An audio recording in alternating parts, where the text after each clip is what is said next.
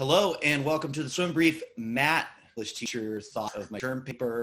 So I'm going to skip all the way ahead to Matt Crispino as a college swimmer at your alma mater, the College of William and Mary. What was that experience like for you swimming at the College of William and Mary? Because certainly things have evolved at the team, and you were part of that as a coach as well. But sort of take yourself back to a time when you went there to swim. What was your impression of that time? Yeah, it was a great period of my life, very formative period of my life. Met a lot of my very best friends, met my wife, my now wife on the team there. You know, I grew up in central Connecticut, and so going to southeastern Virginia was a bit of a culture change for me. A big part of the reason why I went there was Ned Skinner was actually the coach who recruited me to swim at William and Mary. Oh, was he an assistant coach at He was the head coach at William and Mary. Oh, he's the head coach. Yeah, he was the head coach from 94 to 98 before he went to Virginia Tech. Oh my gosh. Had just sort of gotten the program really going. You know, he had recruited a couple of guys in 96 and 97 that were really good. And so I felt like it was a program on the rise. And then of course I get there in 98 and he bolts for Virginia Tech about a week before I move onto campus. Oh man. So my freshman year, you know, we actually didn't have a head coach until later in the year. And the interim head coach was a guy named Greg Meehan. So my freshman year, I'm being coached by Greg Meehan, who, you know, we all knew who was special. We didn't know he was going to do exactly what he ended up doing. But, and then, you know, it was a great experience. I think the only problem was there was just a lot of coaching turnover. We had a head coach there for my freshman year, then he left. And then Dan Langen came and was the coach for my last 3 years, but a kind of a rotating door on the assistant position. So a lot of different leadership styles, a lot of different coaching styles that I was exposed to. And it really made me feel like, you know, boy, if anyone could come to William and Mary and stick around for a while, it could be a really special place. And maybe someday if I start coaching, I'll come back and do just that. And that's pretty much what ended up happening. So yeah, it was a great experience. I loved every minute of it. I certainly don't think I ever reached my potential as a swimmer. I wasn't a very good swimmer. I worked hard and I tried to lead, and that's about all I can say about my strengths. So in this description, you just name checked like a handful of really great coaches. Yeah. And of course, you yourself were there. I was looking at an old media guide that'll come up later. And saw that you were teammates with Tyler Fenwick, who's an associate coach at Virginia now. Mm-hmm. It seems like an incredible amount of good coaches come out of the College of William and Mary. What do you attribute that to? That's a great question. I don't know. Maybe it's luck, or maybe it's just sort of the type of person that's attracted to William and Mary, the type of, I guess, student of the sport, intellectual approach to the sport kind of person that tends to frequent a place like that. You know, a lot of kind of nerdy swimming people, a lot of people like you. So, you know, I should have gone to work there. That was a mistake I made in my career path. I would have been a head coach by now if I just served as a assistant coach at William and Mary. Yeah, no, it was cool, you know, and it was really neat to, you know, Ned Skinner, even though he never coached me, became one of my mentors and one of my closest friends in life. Greg Meehan remains a close friend of mine to this day. And so it's just great to have people like that sort of in your Rolodex that you can reach out to when you have coaching questions. Now, when you were swimming there, was coaching something you knew you wanted to pursue? I mean, when did it sort of come in to the picture for you? Like, yeah, I want to make a career out of coaching swimming.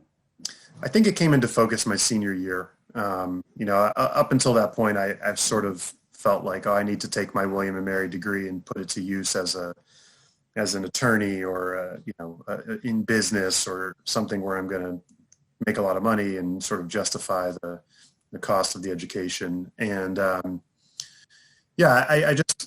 the LSAT and started filling out law school applications, and I just decided, you know, this isn't for me. I don't want to do this. I don't want to practice law. And there was really no appeal to it. And I said, the only thing that I'm really passionate about is sports, and not necessarily just swimming. I just like athletics. I like college sports. So I figured I'd go to grad school and get a degree in something sport related, and then I could figure out if coaching is what I wanted to do or not. So I went to Florida State and got a degree in sport management, which, wasn't the most challenging intellectually, but it gave me a chance to hop on deck with Neil Harper and Andy Robbins at Florida State and be a grad assistant for a year. And I think probably by the second or third practice of the season, I was like, okay, this is what I want to do. So Yeah. I spent a year at Florida State, and then I got my first full-time head coaching job at West Point in 2003. Okay. So that's the BJ crossover from that is the BJ crossover episode. So yeah. You're coaching at West Point.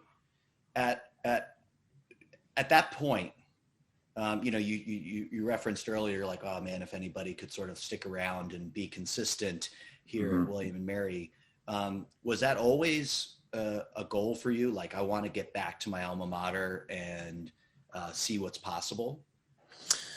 It was always in the back of my mind. I don't know that it was a specific goal, because you never assume that positions are going to come available. Right. And when McGee Moody took the job there in 2004, yeah. So you're name dropping again. He would, another mentor of mine, I figured he would be there for a long time, sort of building it in the way Ned did.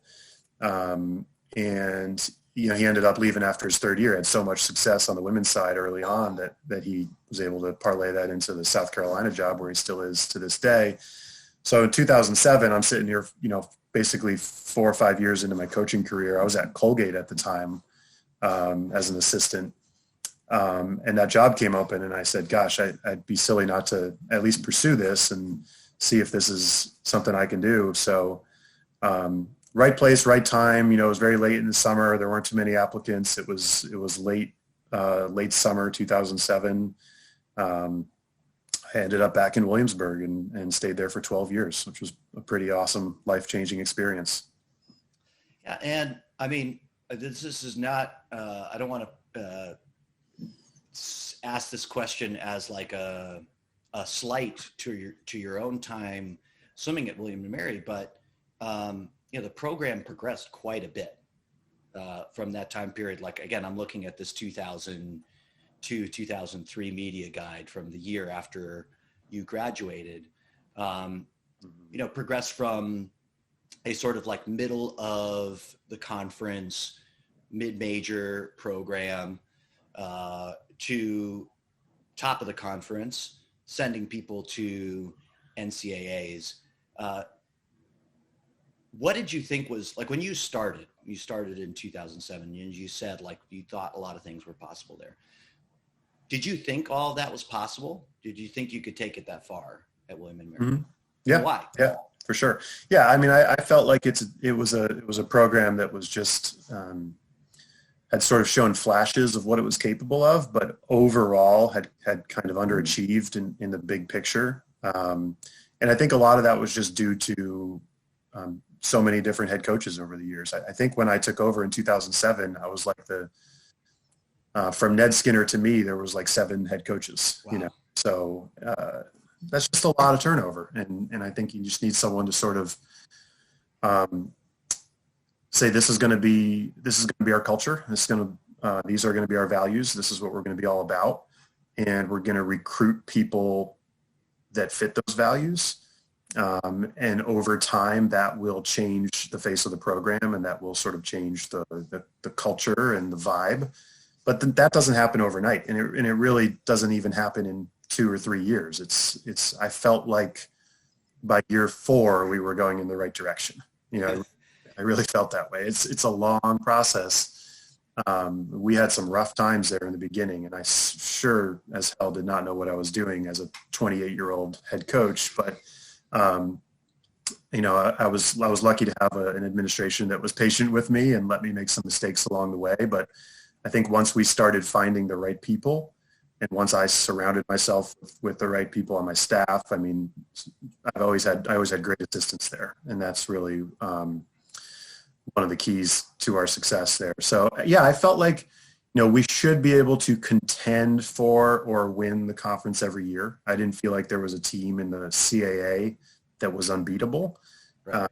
and I felt like we should contend to have people at NCAAs every year.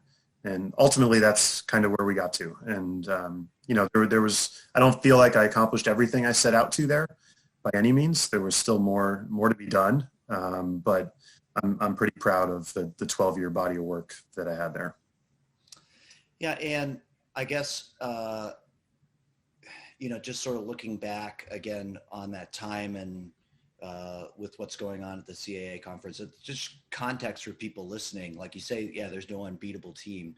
It's actually a really competitive conference, right? There's like, you look at like a lot of conferences, and sometimes like you're in the Ivy League now, and Ivy League, I think finishes are a little bit more entrenched in terms of like, who's contending in sort of different slots. I feel like there was quite a bit of instability in the CAA. Like people are moving up, people are moving down. Yeah. What do you attribute that to? Yeah, I think it's just it's a really solid mid-major conference with a lot of good schools that and a lot of good coaches over the years that knew what they were doing. I mean, Dave Allen was at UNCW forever. I mean, he started the program, and Carol Withus was at Old Dominion forever. Peter Ward's the only coach George Mason ever had. Some of those teams have left the conference since then, but when you have people that are really, really entrenched in their jobs and they know exactly what the right fit for their university is, they're going to produce quality swimmers and quality teams. And, James Madison was sort of the dominant team in the 90s. I think they got tripped up once in the 90s. And then there was a little bit of a back and forth between a number of teams, and UNCW had their big run. But there was always jockeying from places 2 through 7 in the league right behind UNCW, and always people challenging UNCW. And then their run ended in 2013. 2014 was the last year that they won, which was Dave's last year. And then William & Mary went on its run starting 2015. That's all on the men's side. On the women's side, there was even more sort of instability than that at the top. There was really no major perennial winner. I think James Madison's probably been the most successful team overall, but UNCW won some titles. George Mason won some titles. East Carolina, when they were in the conference, won some titles. So it was fun. It was always a competitive conference, and you always showed up at that conference meet at the end of the year not really knowing who was going to win, which is kind of awesome. Yeah, that's awesome. So I want to ask one more question about this, because you said it took some time to get some culture in place, and one of the parts of that was getting assistant coaches. Yeah. And again, like you've had assistant coaches that have gone on to really good things in swimming.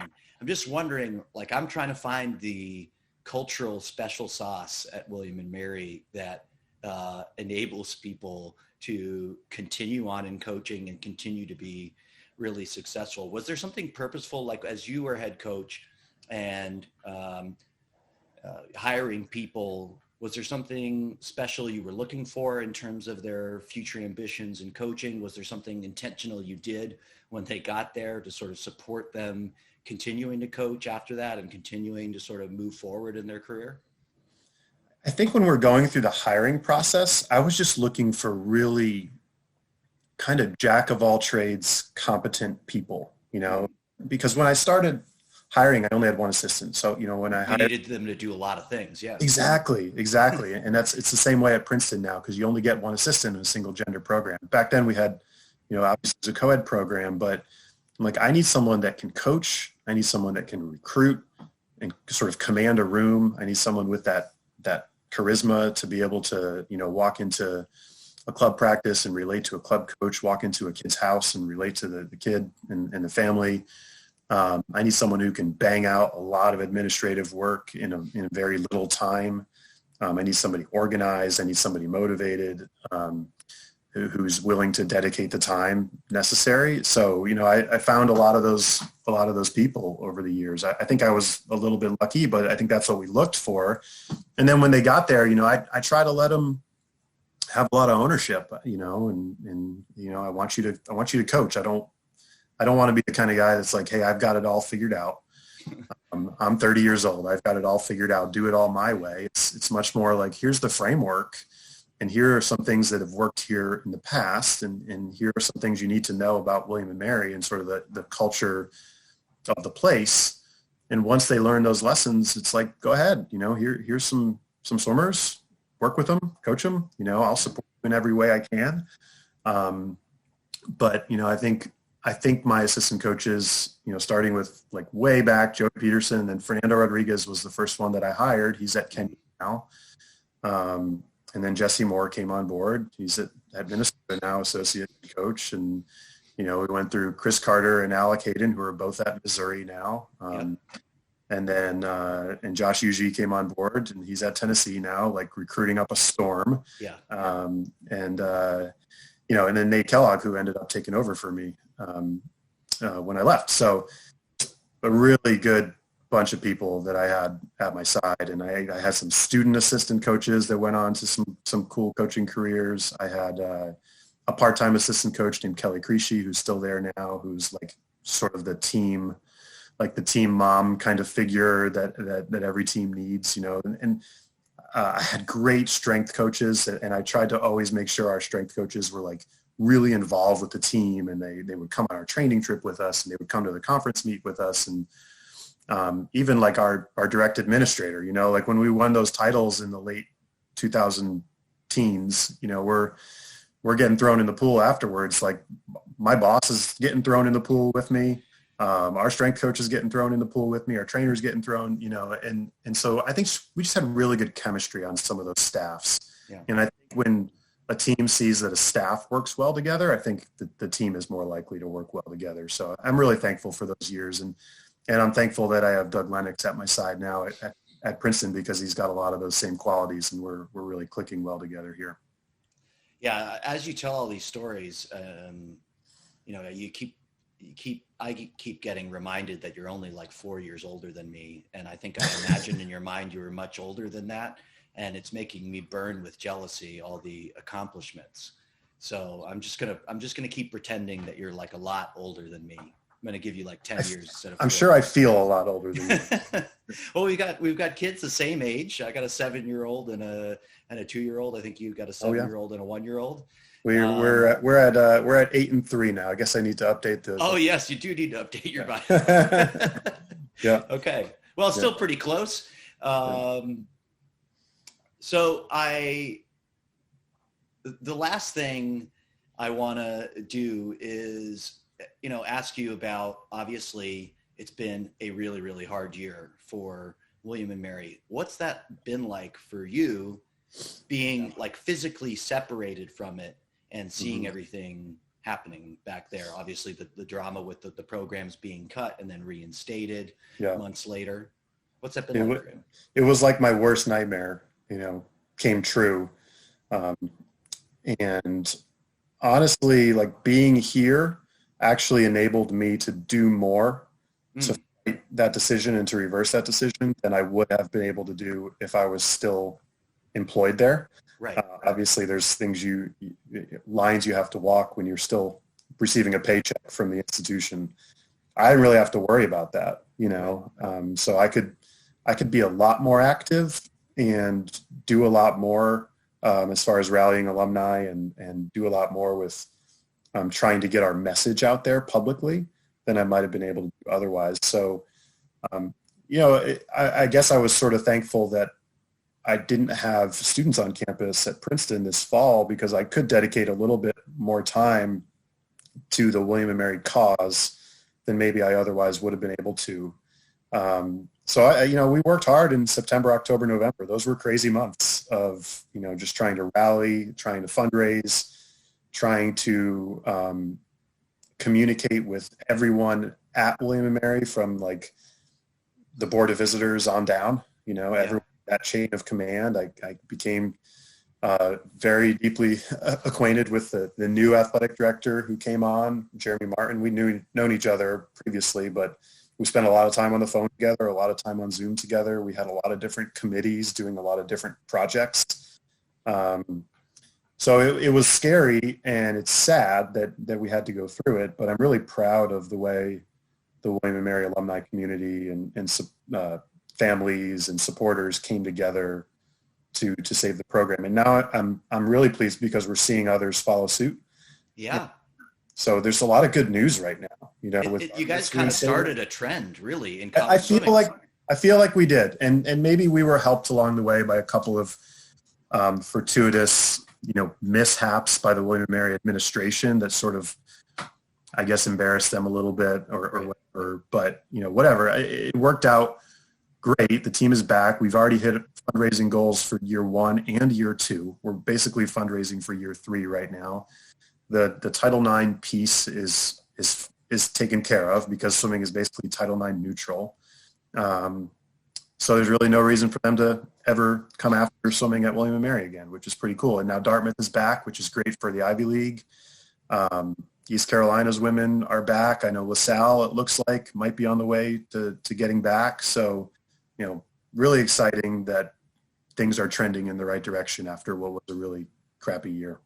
Yeah, I mean, I when the decision came down, just as an outsider, I think I was just thinking like, this is going to be one of the most depressing 12-month periods in college swimming, like, because this is the beginning, right? Yeah. But I thought this is not the end of decisions like this, specifically with the pandemic and athletic budgets just being really ravaged and the way things have gone. So to see, I definitely could not have predicted this sort of turnaround, and it does seem like there's a different formula. Like there's been this ongoing process.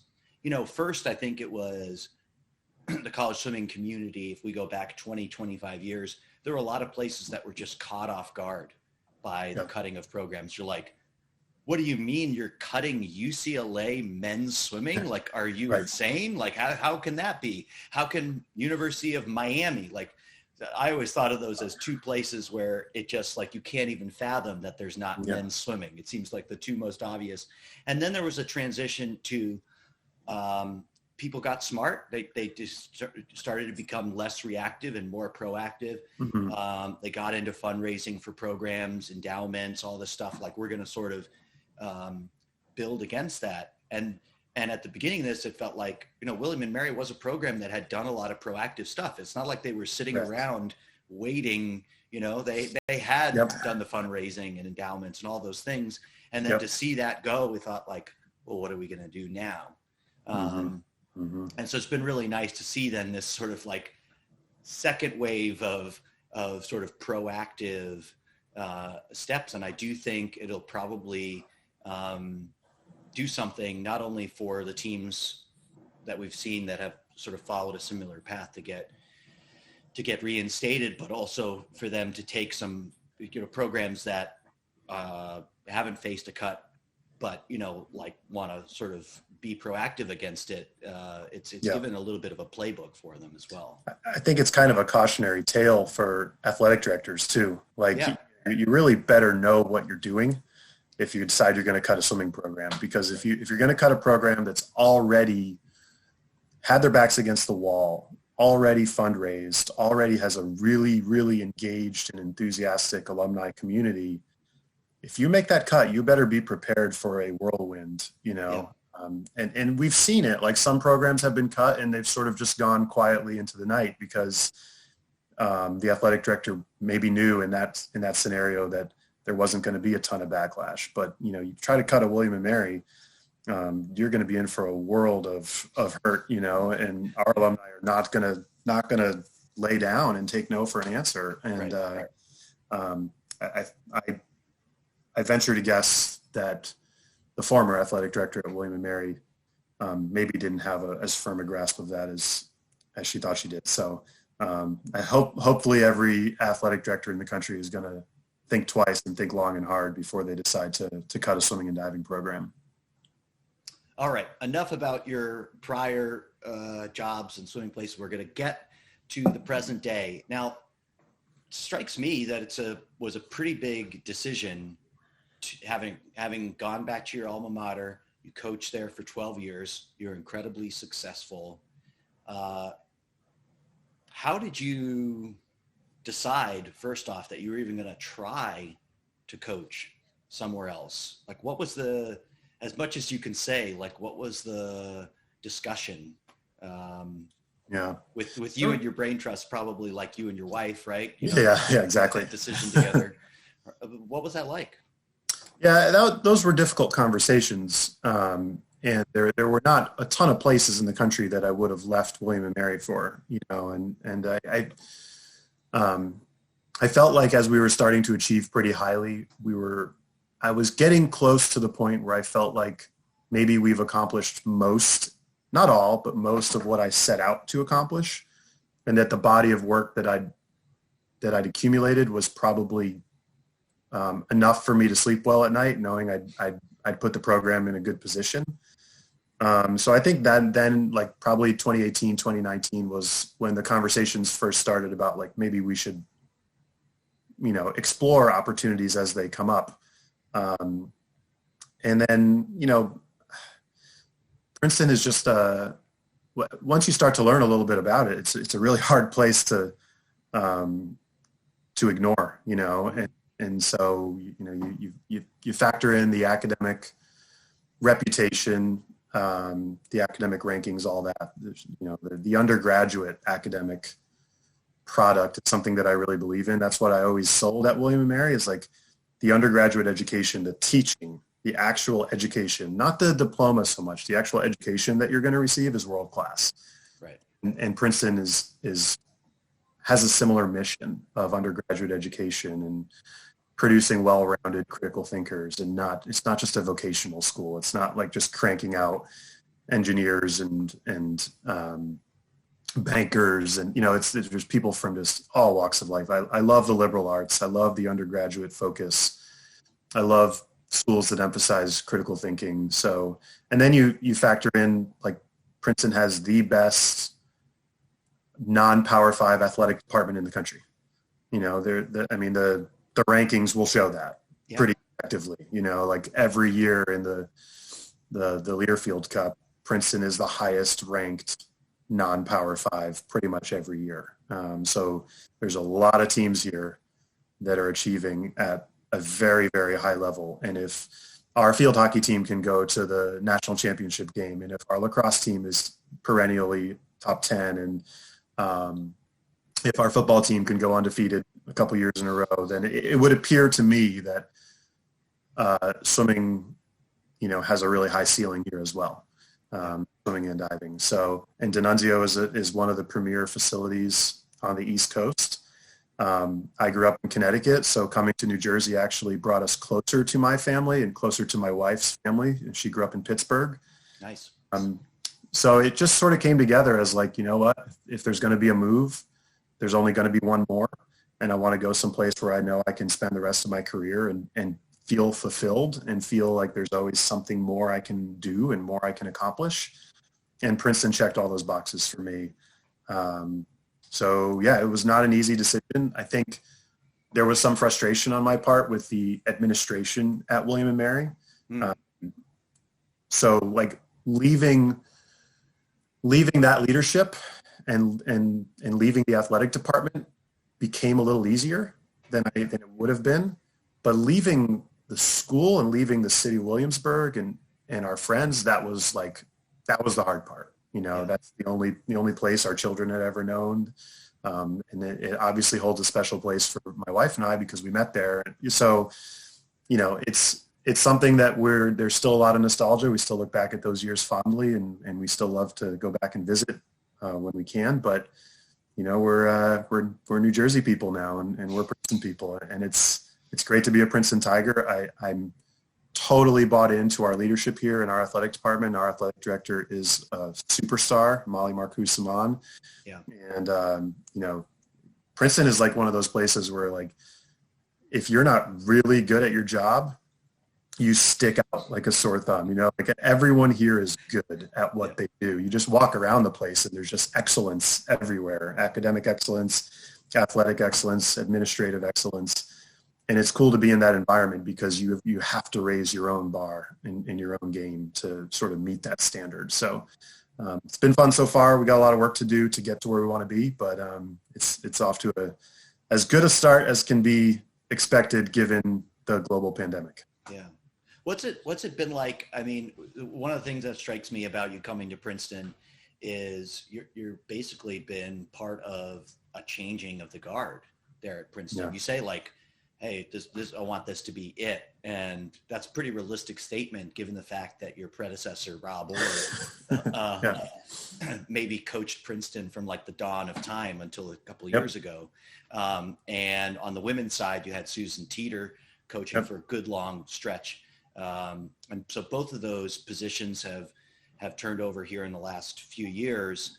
I guess what I'm thinking about is, how do you respect the sort of history and the traditions that maybe a predecessor of yours has put into place at a place like Princeton, while still, not letting that be a sort of constricting, limiting factor in what you want to do?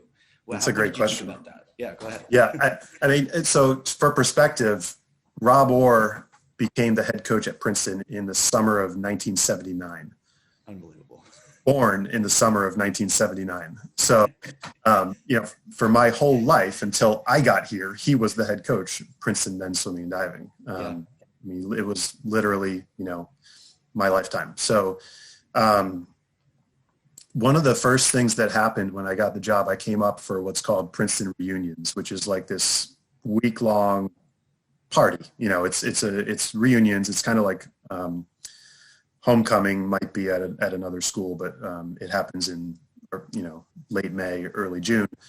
And I was invited to a dinner, and I think there were about 40 Princeton men's swimming and diving alumni there.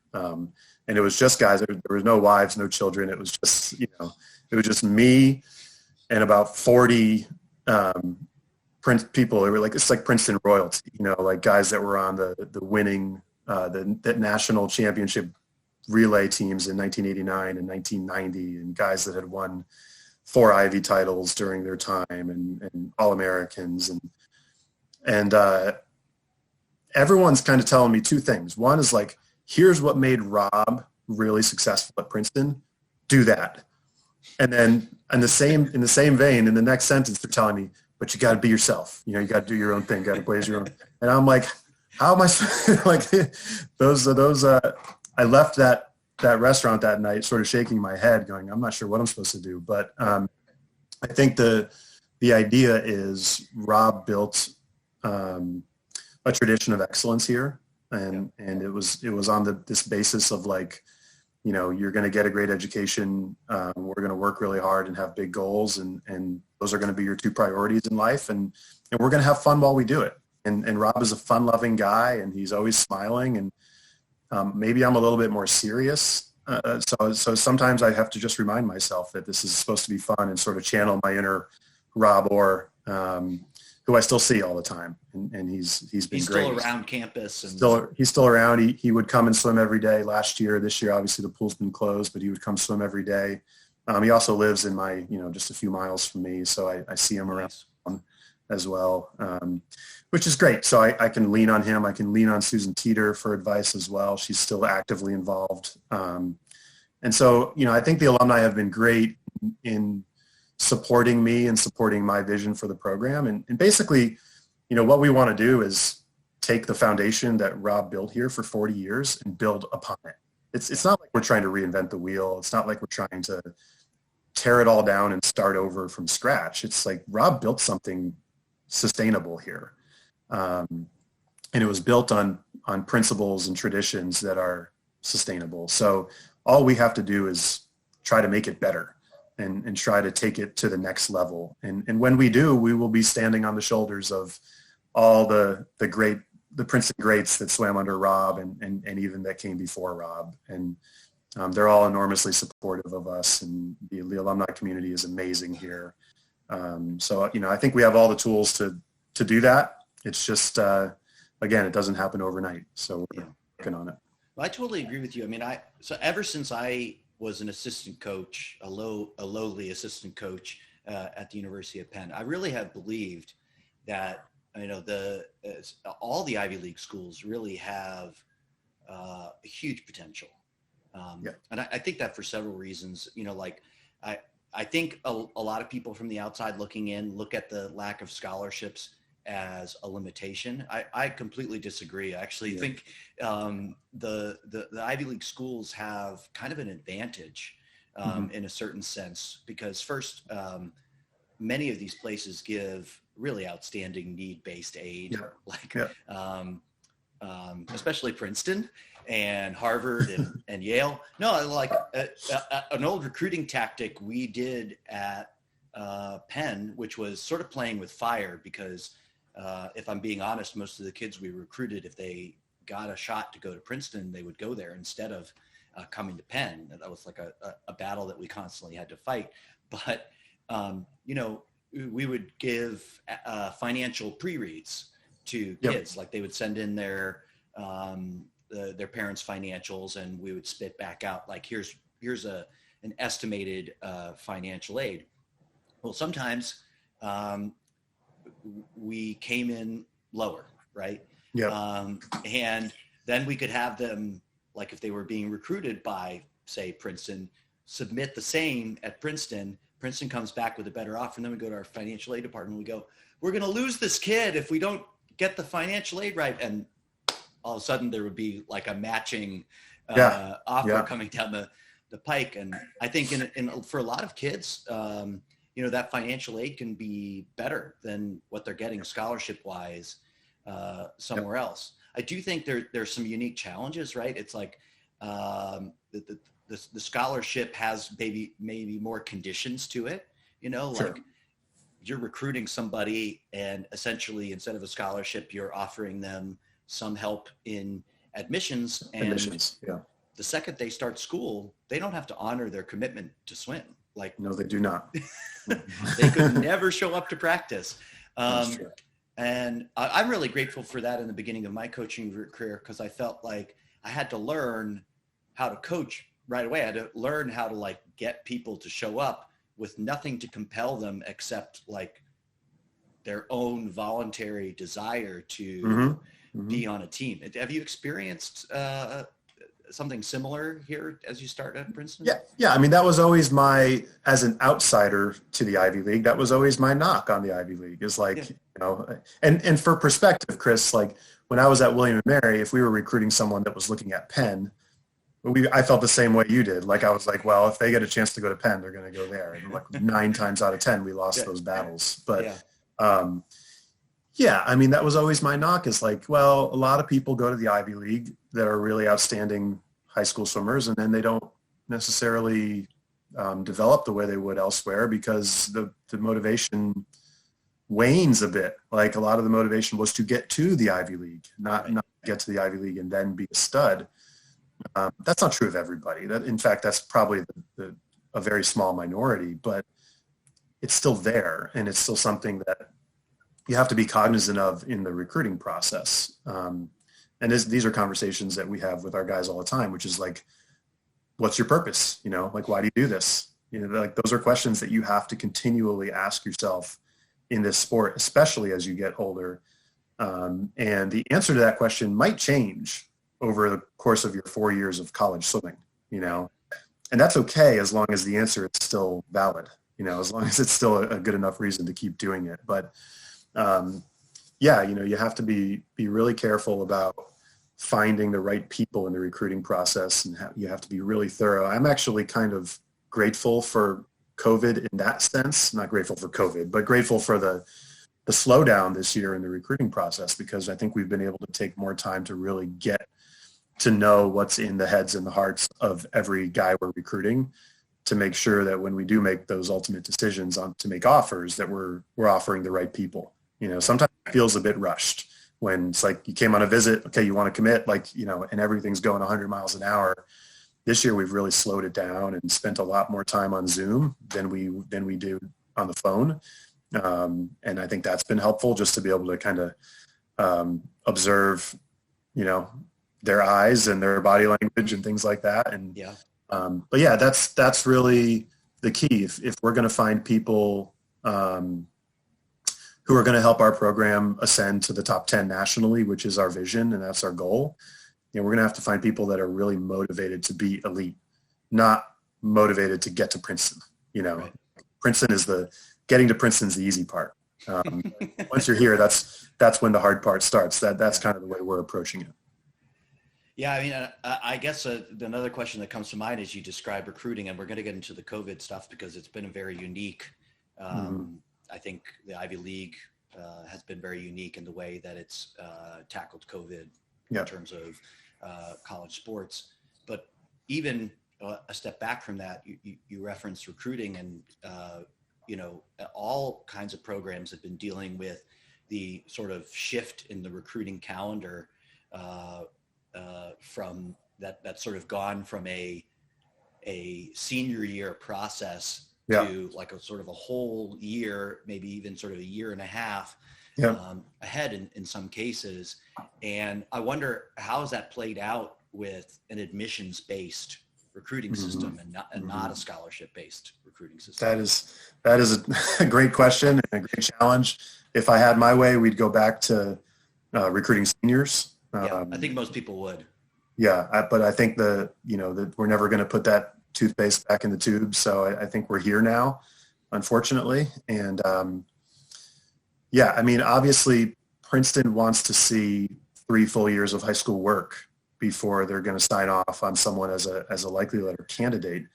And so if we are going to even think about making an offer before the end of junior year, we have to be really certain, beyond a shadow of a doubt, that person is going to be admissible and that the group of people that we would bring in will still hit our academic targets that we have to hit, which I'm sure you're familiar with. The Ivy League Academic Index, we all sort of live and die by it. So it really does limit what you can do, and which would be fine in a vacuum. But the reality is, if you're recruiting against, the Power Fives, which is often who we're recruiting against, they're going to make those offers very early in junior year, and they're probably going to put a deadline on it. And so you're going to lose a lot of kids. I think the silver lining is the ones who are willing to wait for Princeton truly want to be at Princeton. So we've had to let a lot of people go in the last few months who have come to us and said, hey, I have an offer from X, but if Princeton were willing to make an offer, I'd go there.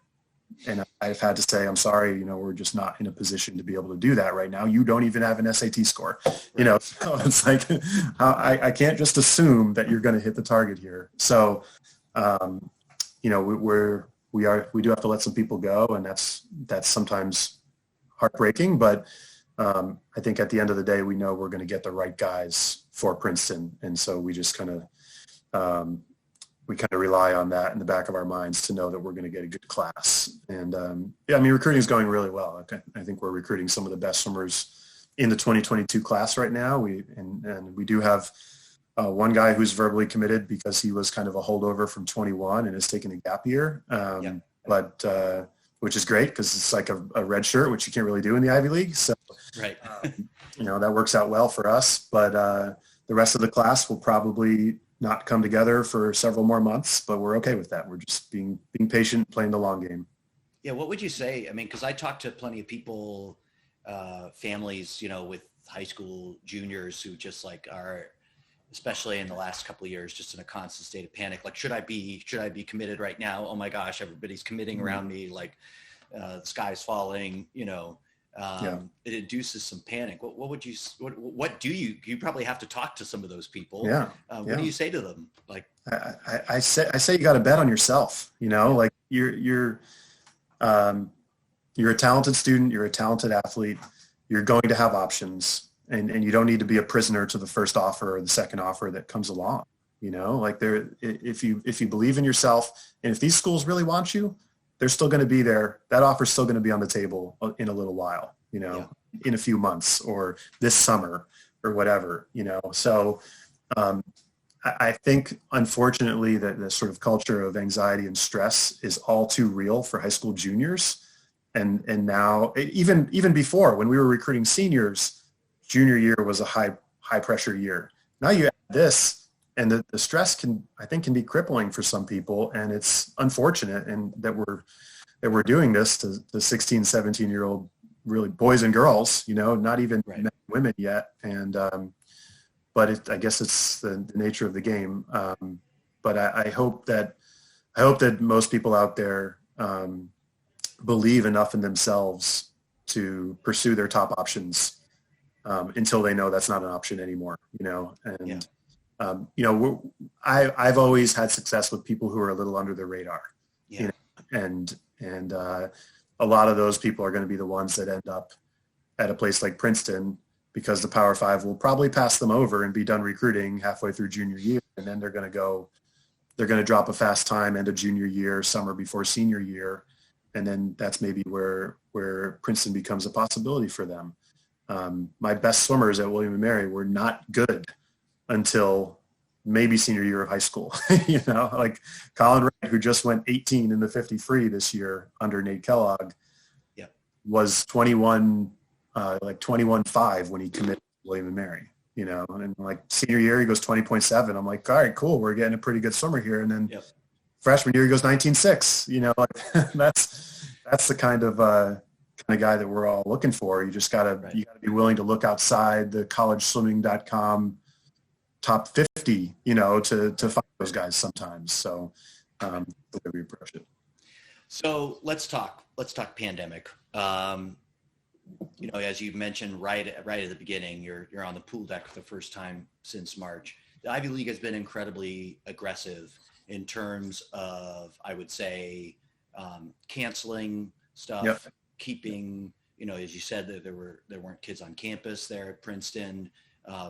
They were really early in canceling this whole winter season. What's that been like, as a head coach? Over time, how involved do you feel like in the decision process, or are you just sort of like a small piece trying to your best to sort of keep things together as this massive thing moves around you? Not involved at all in the decision-making process, but our administration has been great about keeping us informed, so that's fine. I wouldn't expect to be involved. I think on one hand, I'm fine with all the decisions that the Ivy League has made. I think they made them in the spirit of protecting people from a health standpoint. Most of the Ivy League institutions are financially well off enough that we don't need athletics as a source of revenue. That's not to say that there haven't been hard times from a budget standpoint, but I think most places are going to survive this and be just fine financially. The biggest heartbreak of all this is the seniors, last year's seniors and this year's seniors. Last year's seniors because they kind of just got things cut short. There were 2 divers at Princeton that were going to NCAAs that didn't get to go to NCAAs. And that's a shame. This year's seniors, they had their swimming careers effectively ended, not on their own terms. Nobody wants that, and I feel for our guys, and what they've had to endure second half of junior year and their entire senior year has been not at all what they signed up for. That's true for everyone in the country. It's just been pretty crappy. But for our guys to have their swimming careers ended, I think it's taken a lot of them a while, and maybe some of them are still on their journey to find closure in that. And so we're trying to help them along that journey. But, with most Ivy League schools did not have full student bodies on campus all fall. Many still do not have full student bodies on campus this spring. We had 13 guys take a year off from school. If there is even spring sports, if they have a spring season, like our lacrosse team is going to be playing with club players. It's not going to be anything that resembles a normal Ivy League season. So I kind of like the fact that we decided we were either going to be all in or all out, and we opted for all out. I see a lot of other mid-major conferences kind of trying to cobble together a season here with like a couple of virtual meets and then a conference meet in April. And I just don't know that kind of thing would have been very rewarding for anybody.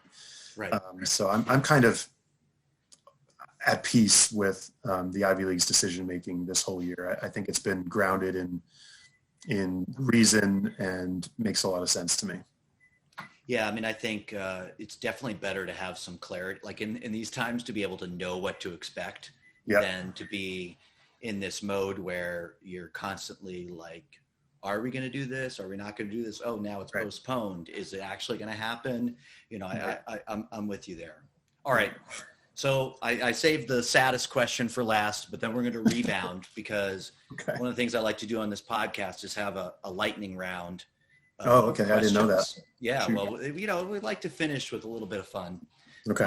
And for you, I prepared something really special. I made a reference to it earlier. I looked at the 2002, 2003 William and Mary media guides. So this would have been the year after you graduated. So these my wife's senior year. Yeah.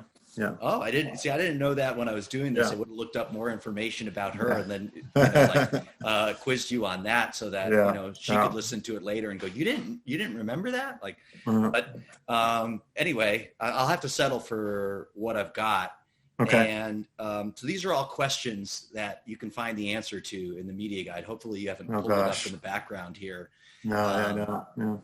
As we wait, this is the 0203 media guide. Yes, this will be a year after you graduated. Okay. Yeah. All right. Cool. All right. Right. Yep. In the 01-02 season, you had the top time. On William and Mary in the 100 free. Yeah.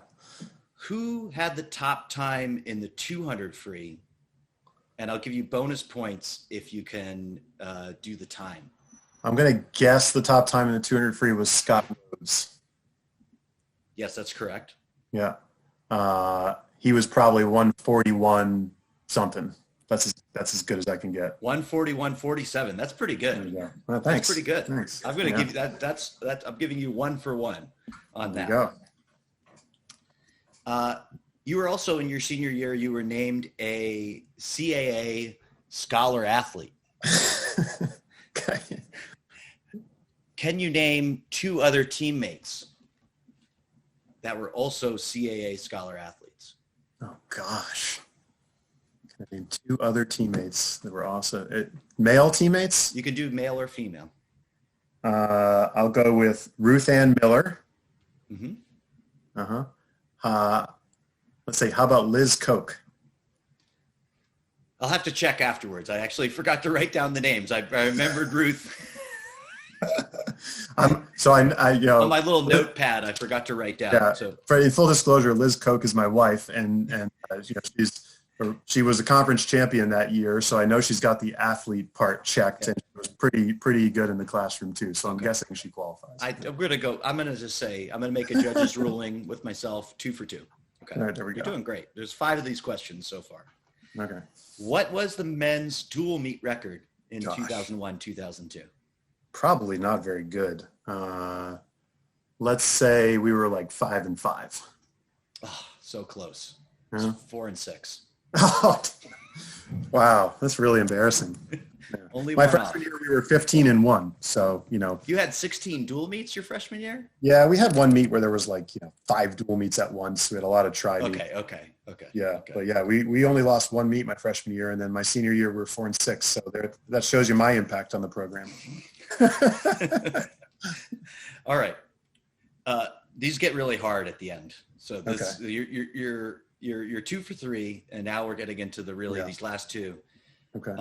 So I read the very long, 2-column bio of head coach Greg Sarbach. Am I saying that right? Sarbach? Mm-hmm. Yep. At the end, they list 3 hobbies that Coach Sarbach had in his bio. Mm-hmm. Can you name any one of those 3 hobbies? No. I'd have to phone a friend. Need a lifeline here. Give me your best guess. I remember him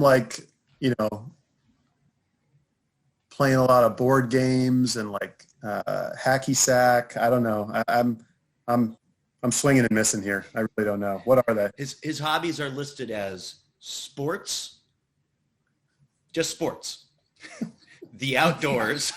Yeah, he did. And surfing. He liked to surfing. Yeah, I should have thought of that. He did like to sleep outside in a hammock. So yeah, the outdoors makes sense. But he had a hammock at his house that he slept at, or? Yeah, I think so. Okay. Yeah.